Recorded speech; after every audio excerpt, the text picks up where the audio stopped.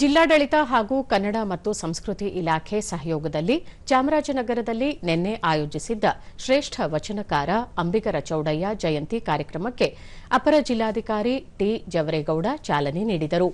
ಇದೇ ವೇಳೆ ಅಂಬಿಗರ ಚೌಡಯ್ಯ ಭಾವಚಿತ್ರಕ್ಕೆ ಪುಷ್ಪನಮನ ಸಲ್ಲಿಸಲಾಯಿತು. ಈ ಸಂದರ್ಭದಲ್ಲಿ ಹೆಚ್ಚುವರಿ ಪೊಲೀಸ್ ಅಧೀಕ್ಷಕ ಎಂಎನ್ ಶಶಿಧರ್, ಕನ್ನಡ ಮತ್ತು ಸಂಸ್ಕೃತಿ ಇಲಾಖೆ ಸಹಾಯಕ ನಿರ್ದೇಶಕರಾದ ರಾಜು, ಪ್ರೊಫೆಸರ್ ಜಯಣ್ಣ ಮತ್ತಿತರರು ಉಪಸ್ಥಿತರಿದ್ದರು. ಬಳಿಕ ಟಿ ಜವರೇಗೌಡ ಸಮ ಸಮಾಜದ ನಿರ್ಮಾಣಕ್ಕೆ ನಾಂದಿ ಹಾಡಿದ್ದ ಅನೇಕ ವಚನಕಾರರಲ್ಲಿ ಅಂಬಿಗರ ಚೌಡಯ್ಯ ಅಗ್ರಮಾನ್ಯರಾಗಿ ನಿಲ್ಲುತ್ತಾರೆ.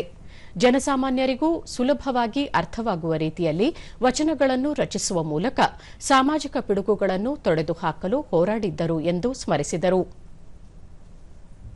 ಸಮಾಜವನ್ನು ಕಟ್ಟೋದಕ್ಕೆ ಪ್ರಯತ್ನ ಪಟ್ಟದ್ರಲ್ಲ, ಆ ಸಮಾಜ ಇವತ್ತಿಗೂ ನಾವು ಕಾಣಲಿಕ್ಕೆ ಸಾಧ್ಯ ಆಗ್ತಾ ಇಲ್ಲ.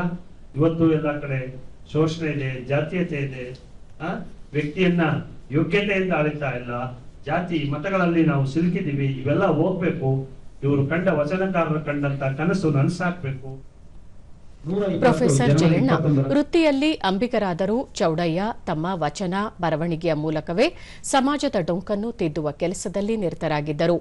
ಇದುವರೆಗೂ ಅವರು ಬರೆದ 270ಕ್ಕೂ ಹೆಚ್ಚು ವಚನಗಳನ್ನು ಸಂಗ್ರಹಿಸಲಾಗಿದೆ ಎಂದು ತಿಳಿಸಿದರು.